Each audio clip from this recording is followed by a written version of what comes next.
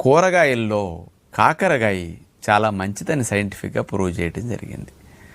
కాకరకాయ అంటే చేదు కాబట్టి చాలామంది దీన్ని పెద్దగా ఇష్టపడరు. ఏదన్నా తిన్నప్పటికి కూడా అందులో బాగా చింతపండు వేసి బాగా మసాలాలు వేసి నూనెలు పోసి అలా చేస్తే తప్ప కాకరకాయ తినరు. కొంతమంది అయితే కాకరకాయ ఏకంగా నూనెలోనే దేవేసి అట్లా తింటున్నారు. అలా నూనెలో దేవితే లాభం అసలు రాదు. అట్లాగే బాగా చింతపండు వేసారనుకోండి, ఉప్పు ఎక్కువ పట్టేస్తుంది. దీనివల్ల కఫం ఇంకా రెట్టింపు అవుతుంది.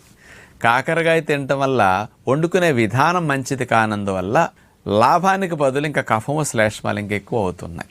కానీ కాకరకాయని వండుకునే పద్ధతి తెలిసి కనుక వండుకు తింటే కఫాన్ని శ్లేష్మాన్ని తెగ్గోసి లంగ్స్లో గాలి కొట్టాలని గాలి తిత్తుల్ని త్వరగా ఖాళీ చేసి ఫ్రీ చేస్తుంది అని సైంటిఫిక్గా నిరూపించారు.